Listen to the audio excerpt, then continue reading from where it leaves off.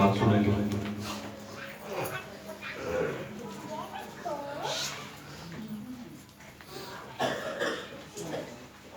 Hallelujah. इसी में सब बहन भाइयों को सलाम। हम खुदावंद के जिंदा पाक कलाम में से देखेंगे पहला ग्रंथियों उसका 10 बाब और उसकी 12 आयत। सो खुदावंद के कलाम में यूं लिखा है, बस जो कोई अपने आप को कायल समझता है वो खबरदार रहे कि गिर ना पड़े। सो खुदावंद के जिंदा पाक कलाम पढ़े और सुने जाने पर उसकी दोबारा से पढ़ेंगे पहला ग्रंथियों उसका 10 बाब और उसकी 12 आयत। बस जो कोई अपने आप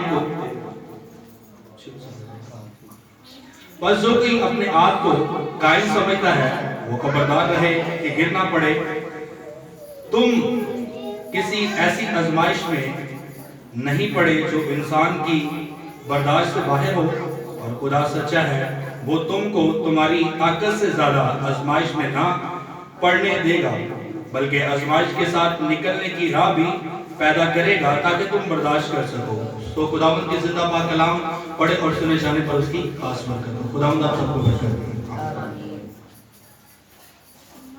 जैसा कि आज खुदावंद के कलाम पाक में से देखा और इस आयत से जाहिर है कि आज जिस टॉपिक पर हम बात करने वाले हैं वो है आजमाइश। क्या है? हम किसी ऐसी आजमाइश में नहीं पड़े जो इंसान की बर्दाश्त से, और खुदा सच्चा है, वो हमें क्या करता है, हमारी ताकत से ज्यादा आजमाइश में नहीं पड़ने देता, बल्कि क्या करता है, आजमाइश के साथ निकलने की राह भी पैदा कर देता है। सो आज हम जिस टॉपिक पर बात करेंगे वो है आजमाइश, जिसको इंग्लिश में हम कहते हैं टेम्पटेशन, या उसको अगर समझने के लिए बात करें तो वो ऐसा अमल है जिसके बाद हम गुनाह के मुर्तकब होते हैं।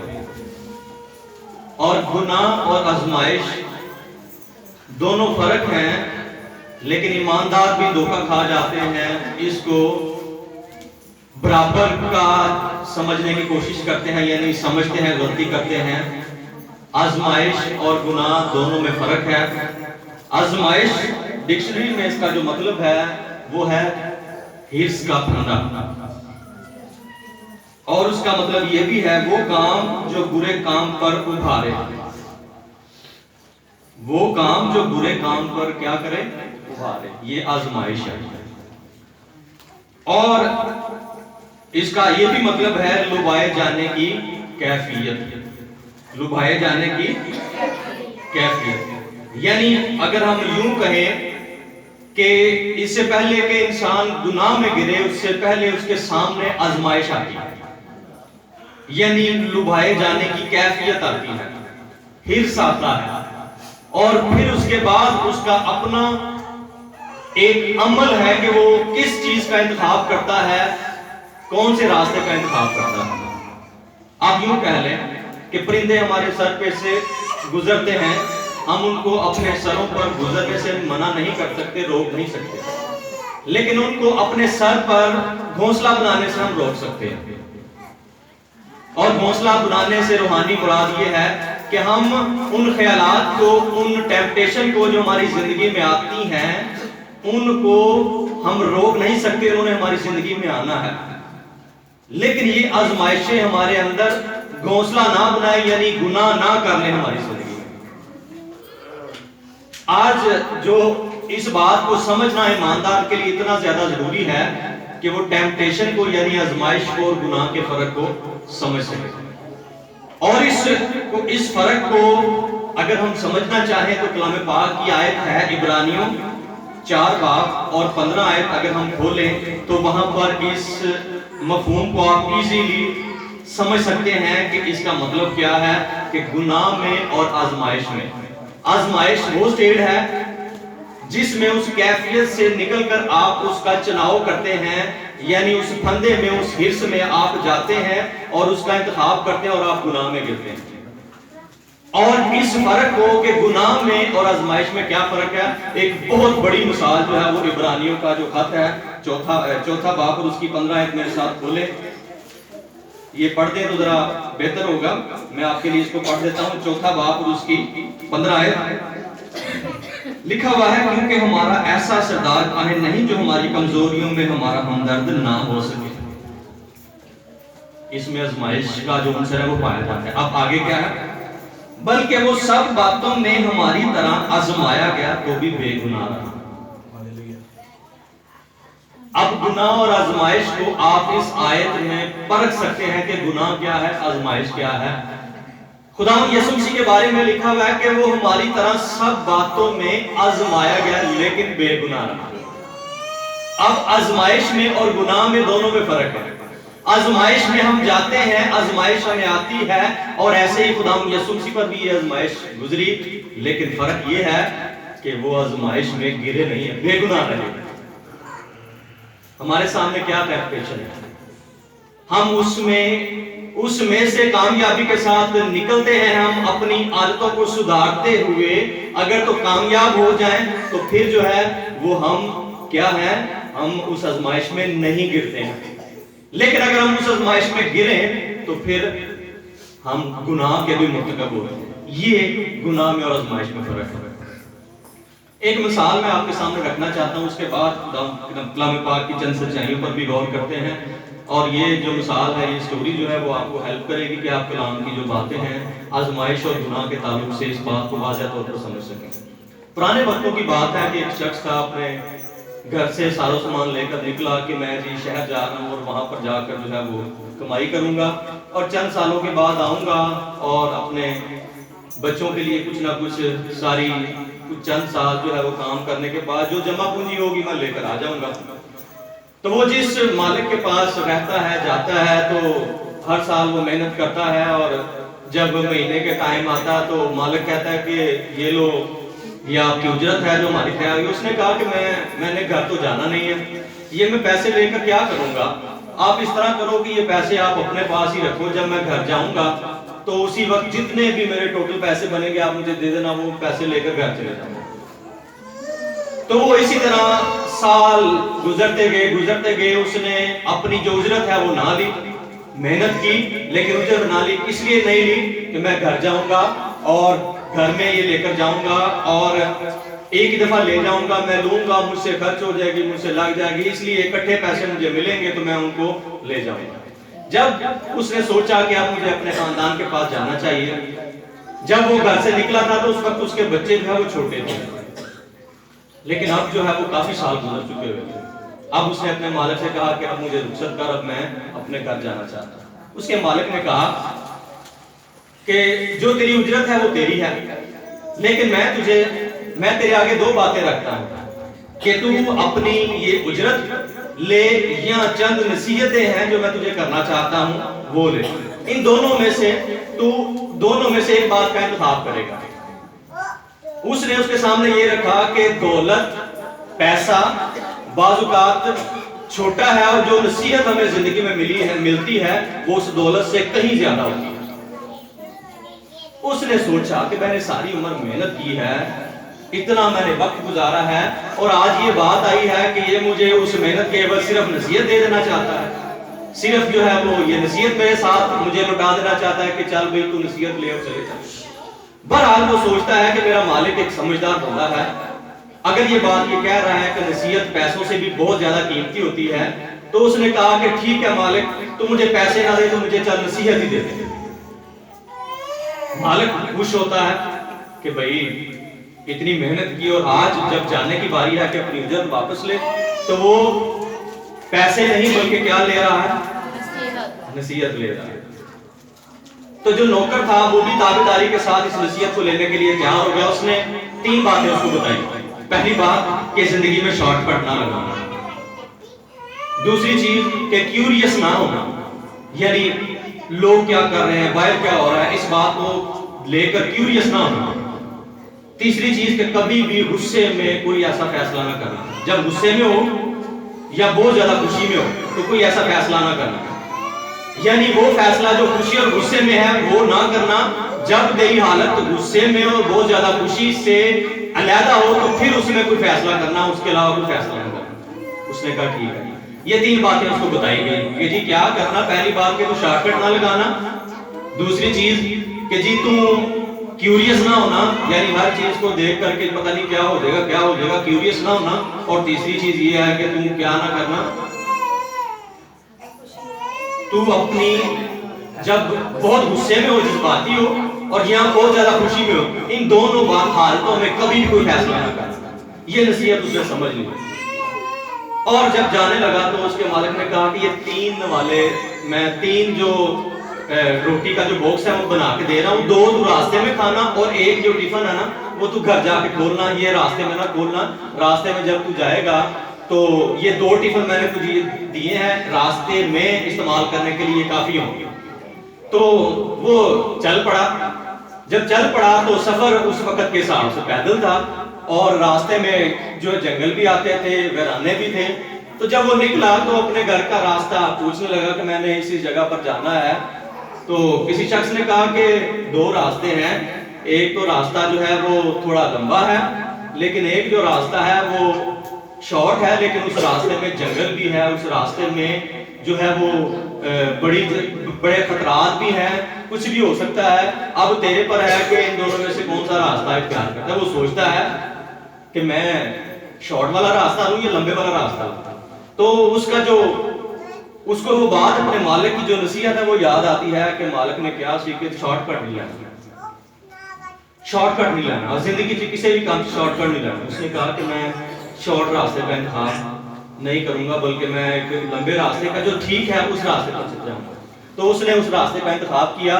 जब रास्ते में देर हो गई तो रास्ते में एक जगह पर जो है वो आराम करने के लिए जब उस जगह पर पहुंचा तो वहां पर डेरा था। वहां पर डेरे के मालिक से बात की। उसने उसको कहा कि जी ठीक है, तू इधर रात गुजार ले, तू मुसाफिर है। और उस वक्त के लिहाज से मुसाफिरों का लोग बड़ा करते थे, खाना भी देते थे, रिहाइश भी देते थे। तो उस हिसाब से उसको भी अपने जो उस डेरे में भी जगह दी। जब डेरे में जगह दी तो रात को जो है वो उसने स्टे किया। जब वो वहाँ का जो मालिक था वो आपस में बात कर रहे थे, तो वो बता रहा था कि आपने कहाँ पर जाना है।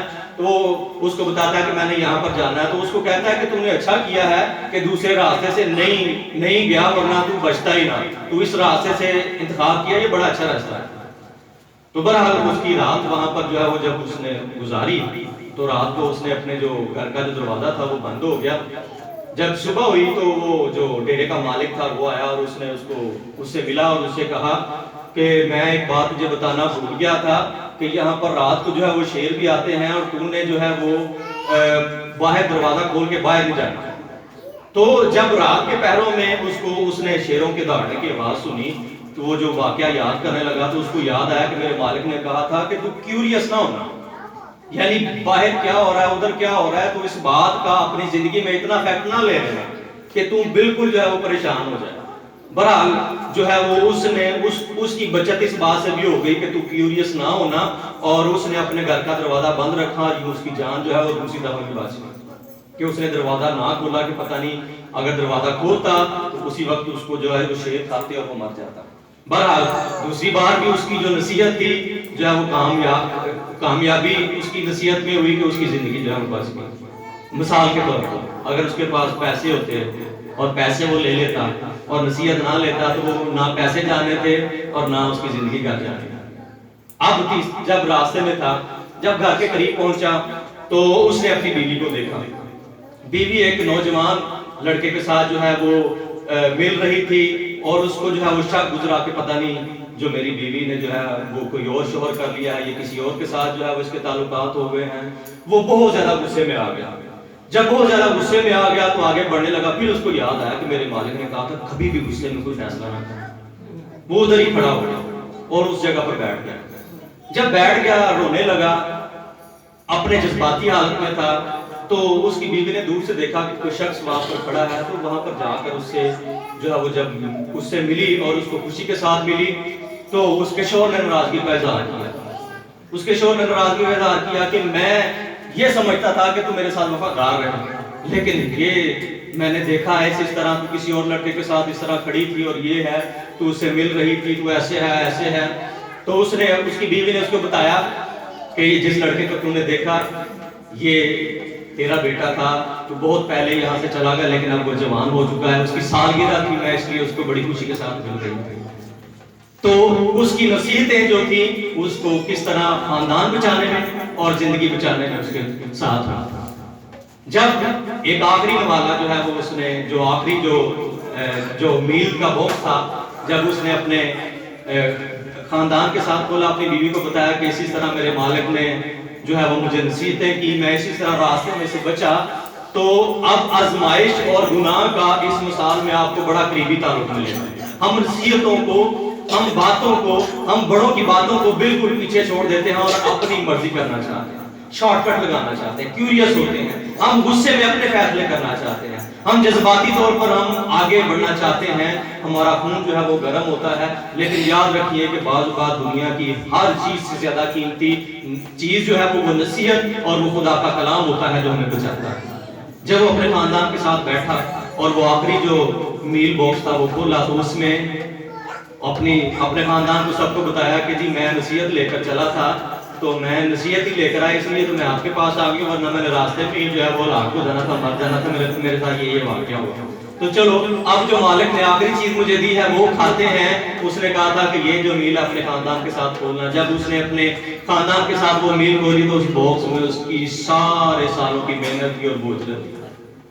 وہ پیسہ بھی اس کو مل گیا اور وہ نصیحتوں نے اس کو بچایا اور وہ پیسہ بھی اس کو مل گیا.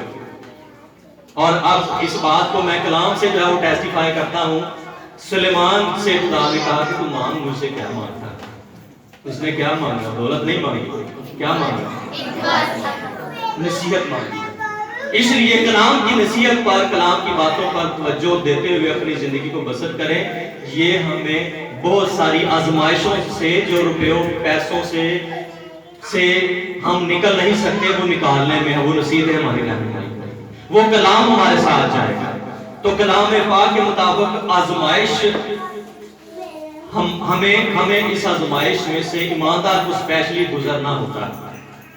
ایسا نہیں ہو سکتا کہ آزمائش نہ آئے. ایسے کہیے کہ نہیں آزمائش میرے تو نہ آئے. آزمائش کا آنا بہت زیادہ ضروری ہے. اب آپ پر ڈیپینڈ ہے کہ آپ کس راستے کا انتخاب کرتے ہیں. شارٹ کٹ لیتے ہیں، کیوریس ہوتے ہیں، جذباتی طور پر فیصلے کرتے ہیں. آپ کس راستے کا انتخاب کرتے ہیں یہ آپ پر منحصر ہے، یہ آپ پر جو ہے وہ ڈیپینڈ کرتا ہے. آزمائش کی طاقت جو ہے وہ ہمارے پرانے خیالات میں پائی جاتی ہے. اب یہ نہ سمجھے کہ آزمائش جو ہے وہ آنی ہے. ان آزمائش پر جو ہمیں آتی ہیں یہ اس کی بنیاد ہمارے اپنے پرانے خیالات اور پرانی عادات ہیں. ہم نے مسیح کو قبول تو کر لیا، ہمیں نجات تو مل گئی، لیکن ان عادات سے جو پہلے ہماری بری عادتیں تھیں، بری سوچ تھی، کیا وہ فوراً ہم سے جدا ہو گئی؟ ہاتھ دکھائیں، فوراً جدا ہو گئی، نجات ملی، لیکن وہ عادات ہمارے ساتھ ہی رہی. وہ عادات ہم سے جدا نہیں ہوئی، عادات ہمارے ساتھ رہی. اب یہ عادات، یہ پرانی باتیں، یہ پرانی خواہشیں اور وہ چیزیں، بری چیزیں جو ہمیں پسند تھی، وہی ہمیں اب اکساتی ہیں، وہی ہمیں جو ہے وہ آزمائش میں ڈالتی ہیں. اور ہر انسان اپنی ہی خواہشوں میں کھس کر جو ہے وہ پھنس کر جو ہے وہ آزمایا جاتا ہے اور گناہ کرتا ہے. یعقوب کا خط یہ کہتا ہے. اب آزمائش جو آتی ہے وہ خدا ہم پر آزمائش نہیں لاتا ہے. یہ بات یاد رکھیے. اسی بہت ساری گلاں کہ جی خدا لو سی اسی انہاں لانا ننگے خدا نے کٹنا سی نوٹ ہے تھا. ہم کبھی بھی بری آزمائش میں جب اب گرتے ہیں تو کبھی بھی خدا اس آزمائش میں نہیں ڈالتا ہے، بلکہ ہماری اپنی خواہشات، ہمارے برے فیصلے، ہمارے برے انتخاب ہمیں ان آزمائشوں میں سے کیا کرتے ہیں؟ گزارتے ہیں. ہمیں جو ہے وہ ہماری بری باتیں، بری عادات ہمیں ان گناہوں میں کیا کرتے ہیں؟ پھنساتے ہیں. اور آزمائش ان پرانی طاقتوں، پرانی ہمارے جسم کی جو خواہشات ہیں اس کی بنیاد پر ہوتی ہے. ہم بعض اوقات ان آزمائشوں میں خدا کی برکتوں کو لطف اٹھاتے بھی ان آزمائشوں سے آگے گناہ میں گرنا شروع ہو جاتے ہیں. اس کی چند مثالیں میں آپ کے سامنے پیش کرتا ہوں. جسمانی آرام و سکون کاہلی میں بدل جاتا ہے. آرام و سکون صحیح ہے لیکن وہ کاہلی میں بھی بدل جاتا ہے. خاموشی دوسروں سے رابطہ منقطع کرنے میں بدل جاتی ہے. خاموشی دوسروں سے رابطہ منقطع کرنے میں بدل جاتی ہے، منافع حاصل کرنے کی صلاحیت حرص، طمع اور لالچ میں بدل جاتی ہے۔ یہ آزمائش ہے۔ پھر کیا ہے؟ زندگی کی تفریحات بے اعتدالی میں بدل جاتی ہے، یعنی تفریح زندگی کا ایک بیلنس، ایک حصہ ہے جس کو ہم مناسب وقت میں اپنی زندگی کو چند وقت جو ہے وہ تفریح میں گزارنا چاہتے ہیں، لیکن بعض اوقات اس کو ہم زندگی کا مقصد ہی بنا لیتے ہیں اور یوں بے اعتدال ہو جاتے ہیں، سارا کچھ اسی ہوتے جو ہے لا دیتے ہیں۔ اور ایک سروے ہوا، اور ایک سروے میں یہ 2 دن پہلے سیمینار تھا، اس پہ میں نے یہ بات سیکھی، ڈاکٹر نبیل صاحب بتا رہے تھے، ایک سروے ہوا اور اس سروے میں یہ اندازہ لگایا گیا کہ سب سے زیادہ جو غریب لوگ ہیں وہ سب سے زیادہ تفریح کرنے والے لوگ، سب سے زیادہ تفریح کرنے والے لوگ، یعنی جو غریب ہے ان کی زندگی میں بے اعتدالی اتنی زیادہ ہے کہ وہ بلا وجہ بغیر کسی اس کے اپنی جو دولت ہے اس کو جو ان پروڈکٹیو جو چیزیں ہیں ان پر خرچ کرتے ہیں، اپنی عیش و عشرت کے لیے کوئی اس طرح سے خرچ کرتے ہیں۔ اور جب سروے ہوا تو اس میں پتا چلا کہ جو سب سے زیادہ غریب ہیں وہی سب سے زیادہ انٹرٹینمنٹ میں زیادہ وقت گزارتے ہیں۔ جب وقت ہوا کہ جی جناب سروے ہوا تو پتا چلا کہ جی جو فلمیں ہیں اور موویاں ہیں اس پہ زیادہ کون وقت گزارتا ہے؟ وہ لوگ گزارتے ہیں جن کے پاس جو ہے وہ پیسہ کم ہے، اور وہ جو ہے وہ بھی ادھر ہی لگا رہے ہیں، تو یہ ایک چیز ہے کہ ہم کیا ہے، زندگی کی تفریحات بے اعتدالی میں بدل جاتی ہیں۔ اب اور کیا مثال ہے؟ جسمانی خوشیاں شہوت پرستی میں بدل جاتی ہیں، جسمانی خوشیاں شہوت پرستی میں بدل جاتی ہیں، یعنی برے خیالات جو ہیں وہ ہمیں شہوت پرستی کی طرف لے جاتے ہیں، بیگانے مال میں دلچسپی لالچ میں بدل جاتی ہے، کھانوں کی تفریح پیٹو پن میں بدل جاتی ہے، خود فکری خود غرضی میں بدل جاتی ہے، خود احترامی تکبر میں بدل جاتی ہے، اپنے آپ کا احترام کرنا تکبر میں بدل جاتا ہے، مفید گفت و شنید فضول گوئی میں بدل جاتی ہے، احتیاط سے کام کرنا ہر شخص پر شک کرنے کی عادت میں بدل جاتا ہے، ہر بات میں مثبت پہلو دیکھنا ہر بات کے لیے بےحس ہونے کی عادت میں بدل جاتا ہے، غصہ تیش و بد مزاجی میں بدل جاتا ہے، غصہ تو کرو مگر گناہ نہ کرو، غصہ کہاں بدل جاتا ہے؟ تیش و بد مزاجی میں بدل جاتا ہے، پر محبت رحم دلی کسی کی حد سے زیادہ حفاظت کرنے کی عادت میں بدل جاتی ہے، امتیاز اور فیصلہ کرنے کی صلاحیت نکتہ چینی میں بدل جاتی ہے، ہم جنس کی دوستی ہم جنس پرستی میں بدل جاتی ہے، جنسی آزادی حرام کاری میں بدل جاتی ہے، احساس خیر و شر کاملیت پرستی میں بدل جاتی ہے، سخاوت فضول خرچی میں بدل جاتی ہے، اپنے آپ کا تحفظ بددیانتی میں بدل جاتا ہے، احتیاط خوف پیدا کرتی ہے۔ یہ اتنا زیادہ قریبی تعلق ہے آزمائش کا اور گناہ کا۔ میں امید کرتا ہوں کہ اس بات کو آپ ضرور سمجھے ہوں گے۔ کلام پاک میں پہلا یوحنا 2 باب اور اس کی 12 سے 14 آیت میں دیکھیں تو وہاں پر 3 طرح کے لوگوں کا ذکر ہے،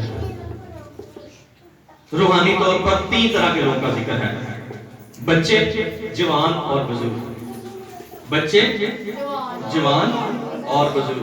پہلا یوحنا 2 باب میں آپ کے سامنے اس کی تلاوت کر دیتا ہوں، یہ آپ کے لیے مفید ہوگا تاکہ میں اپنی بات کو جو ہے وہ آگے لے کر جا سکوں۔ پہلا یوحنا 2 باب 12-14 آیت لکھا ہوا ہے،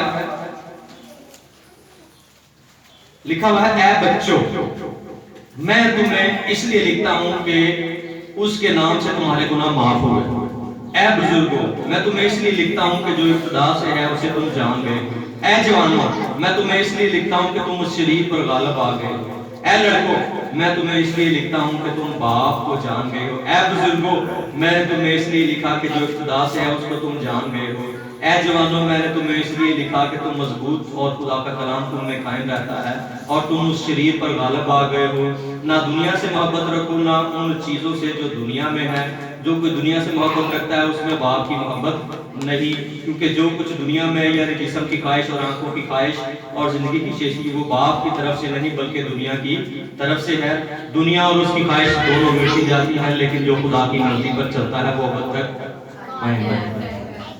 اب 3 طرح کے لوگوں کا اس آیت میں ہم نے جائزہ دیکھا ہے۔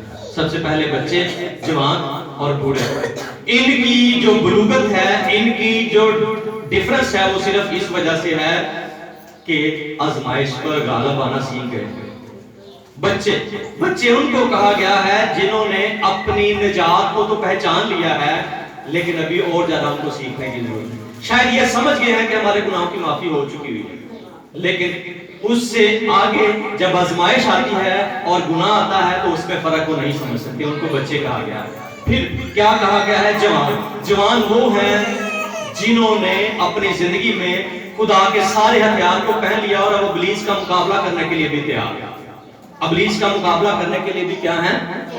تیار ہیں۔ یعنی آزمائش جب آتی ہے تو وہ سمجھ چکے ہیں وہ کہ کس طرح آزمائش آتی ہے، میں نے کس طرح اس میں سے نکلنا ہے۔ یہ وہ لوگ ہیں جن کو جوان سے تشبیہ دی گئی۔ اور تیسری کیٹیگری بزرگ، وہ بزرگ وہ لوگ ہیں جو یہ بھی جان چکے ہیں کہ ہم نجات یافتہ ہیں، جو یہ بھی جان چکے ہیں کہ ہمیں آزمائش سے کس طرح نکلنا ہے، اور اب وہ خدا کے وعدوں پر بھروسہ رکھتے ہوئے اس کے ساتھ کامل دلی سے چل رہے ہیں۔ جس طرح ابراہیم کو کہا کہ تم میرے ساتھ چل اور کیا ہو؟ کامل ہو۔ یہ تین طرح کی کیٹیگری۔ ہم کس کیٹیگری میں آتے ہیں؟ کیا ہم صرف اور صرف نجات کی حد تک اس کو جانتے ہیں، یا آزمائش اور گناہ کے فرق کو بھی ہم جانتے ہیں اور ان میں سے نکلتے ہیں خدا کے سارے ہتھیاروں کو پہن کر؟ یہ ہمیں اپنی زندگی میں سوچنا اور غور کرنا ہے۔ اب آزمائش کے جو راستے ہیں وہ کون کون سے ہیں؟ آزمائش کے راستے کون کون سے؟ کس طریقے سے آزمائش کامنلی تین طریقوں سے ہماری زندگیوں میں آتی ہے۔ تین طریقوں سے ہماری زندگیوں میں آتی ہے۔ اب آزمائش کے تعلق سے آئی ہوپ سو کہ میں پچھلی بات کرنے لگا ہوں کہ آزمائش کے تعلق سے آئی ہوپ سو کہ آپ اس بات کو سمجھ چکے ہیں کہ آزمائش کیا ہے۔ آزمائش ایک ایسا مرحلہ ہے جس میں آپ چناؤ کرتے ہیں کہ آپ گناہ میں بھی پھنس سکتے ہیں، گناہ سے نکل بھی سکتے ہیں۔ ٹیمپٹیشن، آزمائش۔ اب آزمائش کے راستے کیا ہیں؟ کن طریقوں سے آپ ان آزمائش میں پھنس سکتے ہیں؟ ان کو ایمانداروں کو جاننا ضروری ہے، اس لیے آپ جوان والی کیٹیگری میں جا سکتے ہیں۔ اگر آپ آزمائش کے راستوں کو نہیں سمجھتے تو آپ بچوں والی کیٹیگری میں جو صرف اپنی نجات کی حد تک خدا کو جانتے ہیں کہ خدا نے مجھے نجات دی ہے، لیکن خدا نے جب نجات دی ہے تو ہمیں اس دنیا میں گناہوں سے دور رہنا، اس کی جان پہچان، فرق اور دوسروں کو اس میں سے نکالنا، یہ ہماری زندگی کا ایک حصہ ہے۔ نہیں تو نجات تو بات سیدھا آسمان تے خدا لے جاتا ہے۔ تین راستے ہیں۔ سب سے پہلے جو راستہ ہے وہ ہے جسم کی خواہش۔ کون سا راستہ ہے؟ جسم کی خواہش۔ ابلیس جو سب سے پہلے ہمارے اندر خواہش پیدا کرتا ہے وہ ہے جسم کی خواہش۔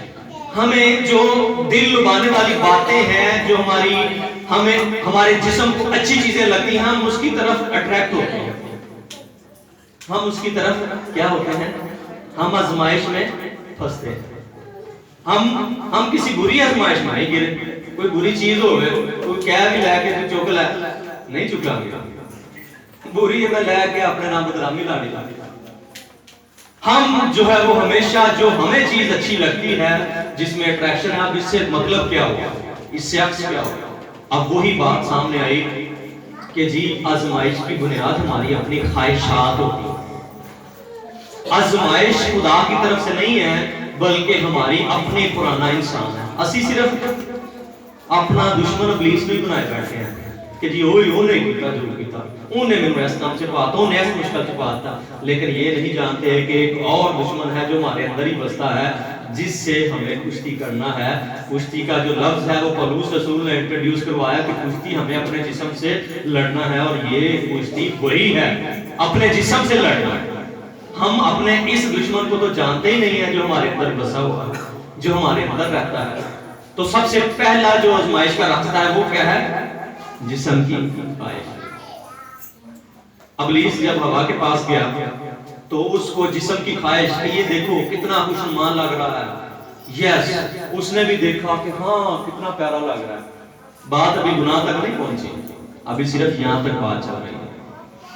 وہ اس کو اس بہکاوے میں لے کر آ رہا ہے، اور آزمائش کا جو میننگ ہے میں نے آپ کو بتایا ہے، بہکاوا، پھسلانا، گناہ کی طرف رغبت، ایسا کام جس کے طریقے سے آپ برے کام میں پھنس جائیں تو ابلیس جو ہے وہ ہوا کو دکھانے کے ذریعہ سے اس کے اندر جسم کی خواہش جو ہے وہ پیدا کی ہے، اور وہ جسم کی خواہش پیدا کرنے کے ذریعہ سے آہستہ آہستہ اس کی آنکھوں کو جو اچھا لگ رہا ہے وہ اس کی طرف راغب ہو رہی ہے، وہ اس کی طرف جا رہی ہے، اور وہ جسم کی خواہش پیدا جب کی ہے، اس کا کام صرف خواہش پیدا کرنا ہے، اس کا کام ہے ہماری پرانی بگڑی ہوئی انسانیت کو ابھارنا ہے، اور اس کو اس نے ابھارا، اور اس کو اس نے جو ہے وہ بہکایا، اور ہم میں اور ہوا میں کتنا زیادہ فرق ہے کہ وہ پہلے گناہگار نہیں تھی، پھر بھی وہ اس بہکاوے میں آ کر گناہ میں گری، اور ہم آلریڈی اس معاملے میں یعنی ہم پیدائشی طور پر موروثی طور پر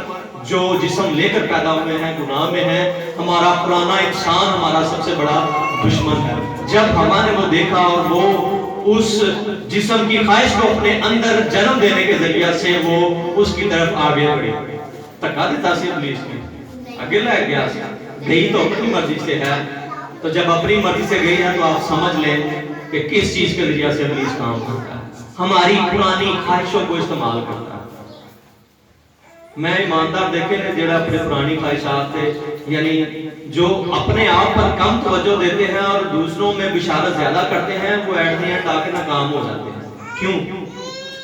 کیونکہ اپنے طور طریقے اور پرانی عادات کو روزے کے ذریعہ سے دور نہیں کیا، دعا کے ذریعہ سے دور نہیں کیا۔ اسی طرح خداوند یسوع مسیح کو بھی آزمایا گیا۔ یہ تو وہ مثال ہے کہ وہ گناہ میں گری، اور اب جو دوسری مثال ہے وہ ہے یعنی آدم اور حوا بنی نوع انسان کو گناہ میں لانے کا باعث ہوئے، لیکن یسوع مسیح ہمیں بنی نوع انسان کو نجات کا وسیلہ بنے۔ اب اس کی بھی آزمائش ہوئی، ابلیس بھی اس کو لے گیا اور اس کو کہا کہ اگر تو کہے گا، یعنی 40 دن کا فاقہ کرنے کے بعد جب اس کو بھوک لگی تو خواہش پیدا کی کہ ان پتھروں سے کہہ کہ یہ روٹیاں بن جائے تو یہ روٹیاں بن سکتی۔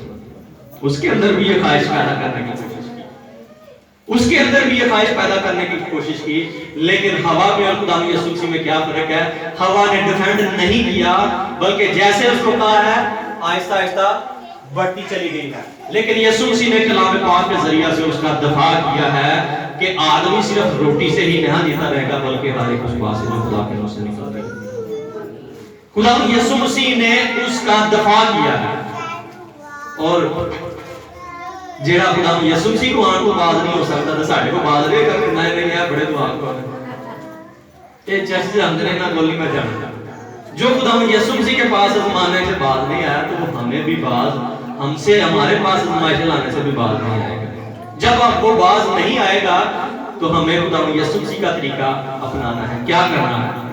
کلام کو میمورائز کرنا ہے، کلام کو یاد رکھنا ہے، کلام کو اپنے ذہن میں ذہن نشین کرنا ہے، آیتیں زیادہ سے زیادہ یاد کریں، کلام پاک کو زیادہ سے زیادہ پڑھیں۔ اور میں یہ کہتا ہوں کہ سارا دن جڑا نہ کسی حکم اچ گزار دو، پھر رات میں جو دعا دا ویلا آوے تو دعا ہی نہیں آتی، تو پھر اسی پادری صاحب کو جانے پائے صاحب میں نے دعا سے لفظ ہی نہیں ملتے، میرے کو دعا ہی 2 منٹ تو زیادہ نہیں ہوتی۔ تو میرا آپ سے سوال یہ ہے کہ سارا دن کہاں گزار دیا؟ سارا دن تو کبھی یہ کر کبھی وہ کر اور کبھی کلام کی طرف دھیان نہیں دیا، اور اب آپ اپنے آپ کو ادھر پھنسا رہے ہیں کہ جی مجھے دعا کرنی ہے۔ یاد رکھیے گا کہ ہمیں کلام کے ذریعہ سے جو ہے وہ ابلیس کا مقابلہ کرنا ہے۔ جب خدا یسوع مسیح نے ایک کیا سی کہ میں خدا دا بیٹا ہوں تو میں تینوں دور جان دا حکم دینا، کس سے؟ پاک کلام سے لکھا ہوا ہے۔ تو کون سی چیز اب میرے اور آپ، میرے اور خدا یسوع مسیح میں کون سی چیز مشترک ہے کہ خدا یسوع مسیح کے پاس بھی خدا کا کلام تھا اور ہمارے پاس بھی خدا کا کلام تھا؟ جے پھر بھی ڈگ دے رہیے، ٹہتے رہیے، روندے رہیے، پھر خدا کا قصور نہیں ہے۔ خدا نے جو کرنا تھا وہ کر دیا ہے، ہمارا اپنا قصور ہے کہ اس تلوار کو ہم چلانا سیکھتے نہیں ہیں۔ تلوار موجود ہے لیکن چلانا سیکھتے نہیں ہیں۔ یہ پہلا راستہ ہے جسم کی خواہش، اور دوسری خواہش کیا ہے؟ دوسرا جو راستہ ہے جس کے ذریعہ سے ابلیس آزماتا ہے وہ کیا ہے؟ آنکھوں کی خواہش۔ آنکھوں کی خواہش۔ ابلیس نے اس کو اس وقت تک بات کرنا نہیں چھوڑا ہے جب تک اس کو اس کے اندر آنکھوں کی خواہش پیدا نہیں کر دی، یعنی اس کی آنکھوں کو چیز دل لبھانے والی تک لے کر گیا کہ یہ چیز جو ہے وہ اچھی ہے، یہ چیز جو ہے وہ بہترین ہے، یہ چیز اچھی ہے۔ اس کو اس حد تک لے گیا اور اس حد تک لے گیا کہ اس کو اپنی آنکھوں کے دیکھنے پر خدا کے کہے سے زیادہ اچھا لگنا شروع ہو گیا۔ ہم کہتے ہیں، ہم بھول جاتے ہیں جب ہم اپنی آنکھوں دیکھ کے چلنا شروع کر دیتے ہیں، اچھی لگنے لگے، ہم اس میں بھی خدا کی مرضیاں بنانا شروع کر دیتے ہیں. میرے لیے خدا کی یہی مرضی ہے کہ میں اس سے شادی کروں، میرے لیے خدا کی یہی مرضی ہے کہ میں یہ کروں، بعد میں پتہ نہیں کیا حال ہوگا.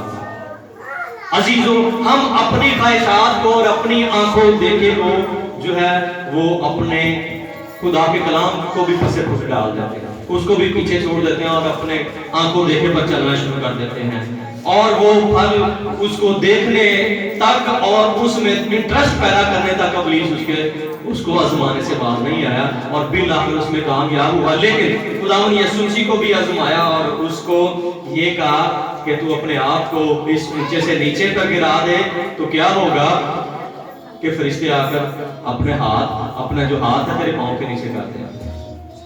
اس کو بھی بات نہیں آیا ہے، اور یہ آنکھوں کی جسم کی خواہش ہے، آنکھوں کی خواہش ہے جس کے ذریعہ سے وہ خداوند یسوع مسیح کو بھی آزمانے سے کیا نہیں آیا، بات نہیں آیا.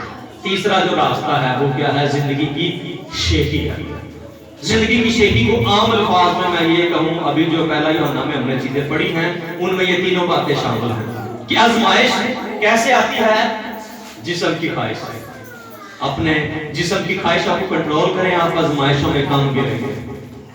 اپنی آنکھوں کی خواہش پر کنٹرول کریں، آپ آزمائش میں کام کریں گے. اور اب تیسری بات جو ہے وہ زندگی کی شیخی ہے. زندگی کی شیخی سے مراد آسان الفاظ میں اپنی منزل کا خود تعین کرنا، اپنی منزل کا خود انتخاب کرنا، اپنے آپ پر خود حکمرانی کرنا. عام الفاظ وہ کیسے ہے؟ شیطان نے ہوا کے دل میں ڈالا کہ یہ تو جب پھل کھا لے گی نا تو تو خدا کی مانند، اس کی مانند نیک و بد کی پہچان کے جاننے والی بن جائے گی. یعنی اس کے اندر یہ خواہش پیدا کی تو خدا کی طرح بن جا. اس طرح بن جا، خدا کی طرح بن جا. خدا کی مانند بننے کی خواہش اس کے اندر جو ہے وہ پیدا کرنے کی کوشش کی. اور زندگی کی شیخی یہی ہے کہ اپنے اوپر کیا کرنا؟ حکمرانی بخشنا.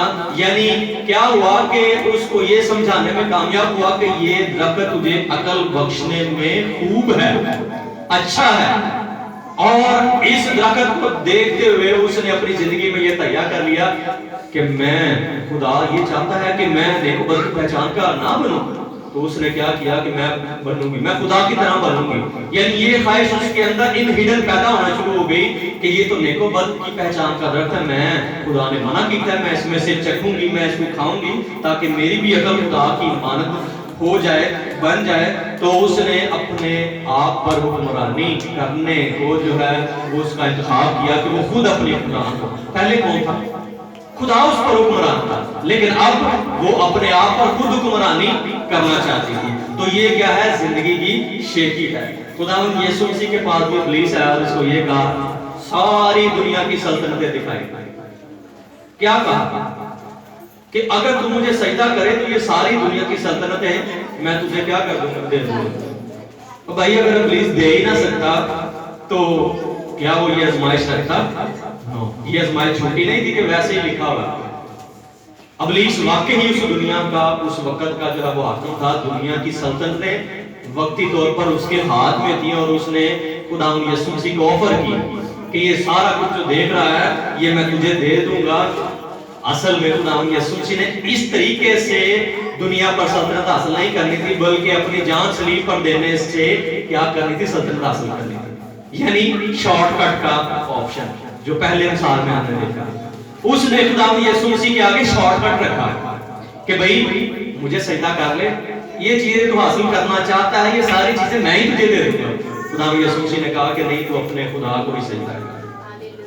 آزمائشیں ہمیں خدا سے خود مختار زندگی بسر کرنا سکھاتی ہیں. اگر کوئی خیالات ہماری زندگی میں آئے اور ہمیں خود مختار زندگی بسر کرنے کی طرف راغب کرے تو بی اٹریکٹیو، دعا کریں.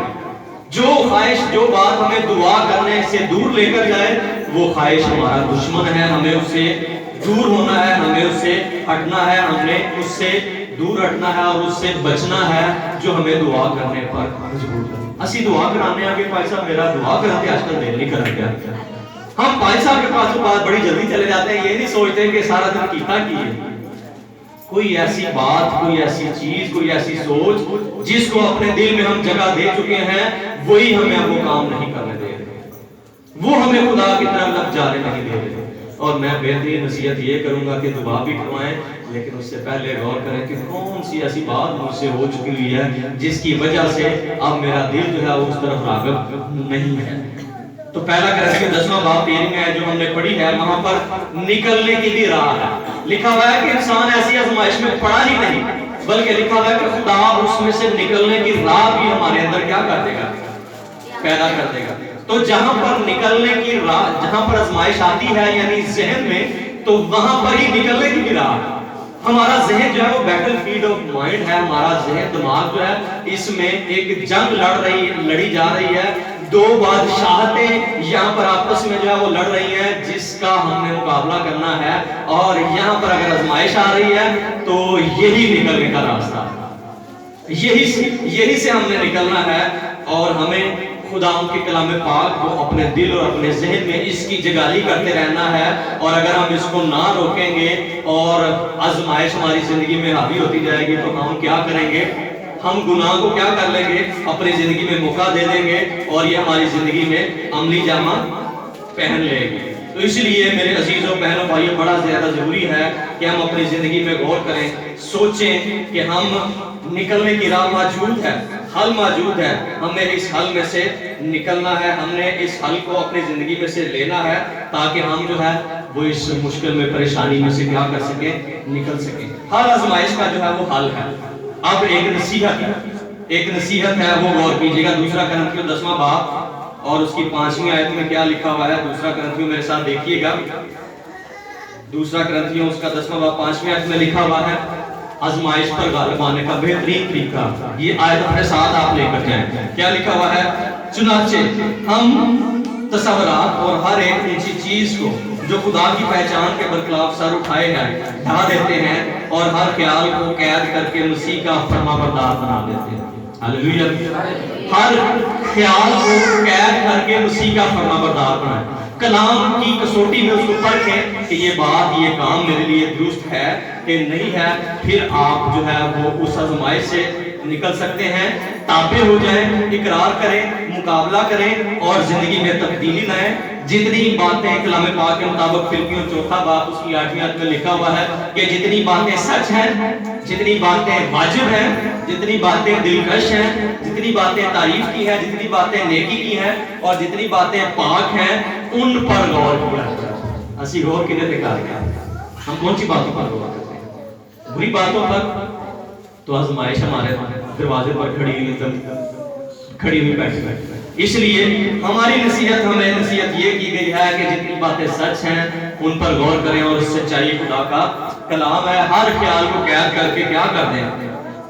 مسیح کا فرما بردار بنا دیں۔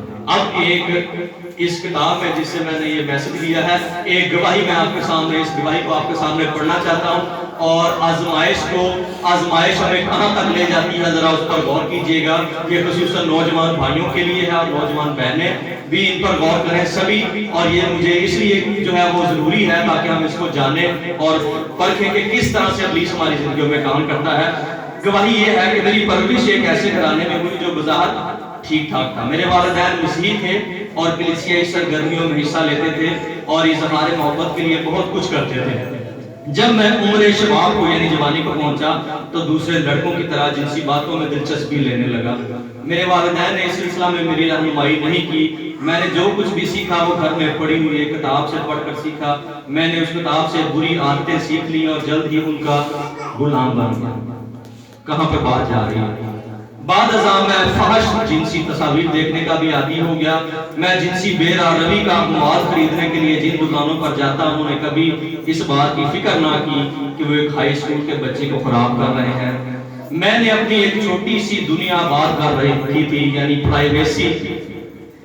تنہائی میں کیا کرتا ہے، ہمیں دیکھنا ہے کہ ہمارے بچے کیا کرتے ہیں، کہاں پر ان کا انٹرسٹ ہے، کس چیز کو پڑھتے ہیں، کس چیز کو دیکھتے ہیں، ہمیں دیکھنا ہے۔ اگر آج ہم یہ نہیں کریں گے تو یہ آزمائش گناہ کی شکل میں ہمارے سامنے بہت بڑا رزلٹ لے کر آئے گی۔ کیا لکھا ہوا ہے؟ میں نے ایک چھوٹی سی دنیا آباد کر رکھی تھی۔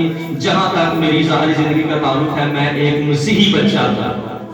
یہ امریکہ کی جو ہے وہ ایک بک ہے جس میں ڈاکٹر ٹی اینڈرسن نے یہ گواہی جو اس کے پاس پہنچی تھی وہ لکھی ہے. یوتھ کی چرچ کی یوتھ کا ممبر تھا, مسیح کیمپوں میں شمولیت کرتا تھا اور کلیسیا کے ایک کامل گھرانے سے تعلق رکھتا تھا, جبکہ میں 72 میں شہوت پرستی کے خیالات اور فحل جنسی مواد کا مکمل غلام بن چکا تھا. آزمائش ہمیں غلام بنا دیتی ہے. پھر کیا ہے, میں نے بائبل کالج میں جانا شروع کیا, مگر وہاں بھی میں اپنے آپ کو شہوت پرستی کے دات میں سیر کرتا رہا. آخر میری شادی ایک خوبصورت لڑکی کے ساتھ ہوگی اور ہم ایک کامیاب جوڑا کے نام سے مشہور ہو گئے, لیکن میری نجی دنیا برقرار رہی, اگرچہ میری بیوی کو اس کا اطمینان بھی نہ ہو سکا تھا. اب یہ اثرات ازدواجی زندگی میں بھی جانا شروع ہو گئے ہیں. جو بری عادات ہیں وہ کبھی بھی آپ کو کہہ لے کہ شادی کے بعد ٹھیک ہو جائیں گی, وہ بھی ایسا نہیں ہے. پھر کیا ہوا ہے, میری ملازمت مجھے اس شرح پر لے گئی جہاں میں زناکاری کے قریب سے قریب تر ہوتا گیا. میں ہمیشہ سوچا کرتا تھا کہ میں فحاشی کو محض دل بہلاوے کے طور پر تو اختیار کروں گا.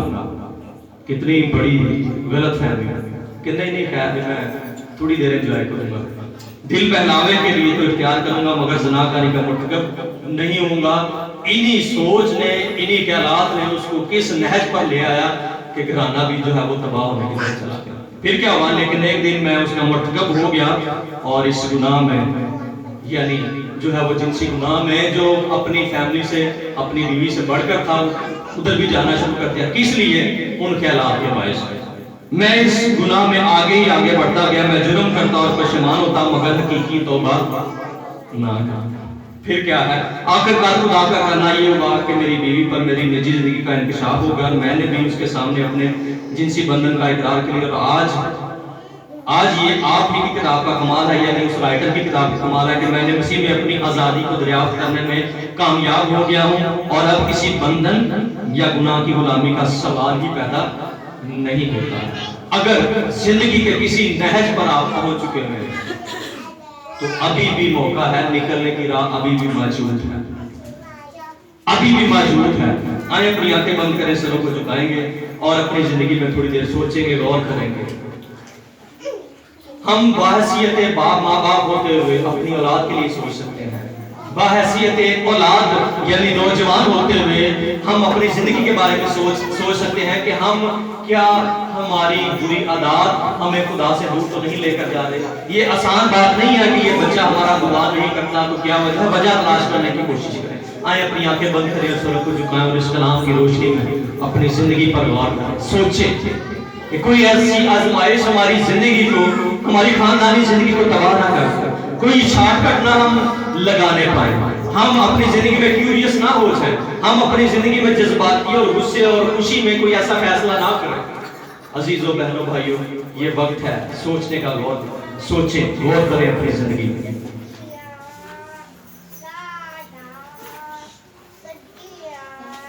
آئیے جو اپنی آنکھیں بند کریں گے, آج اچھے اور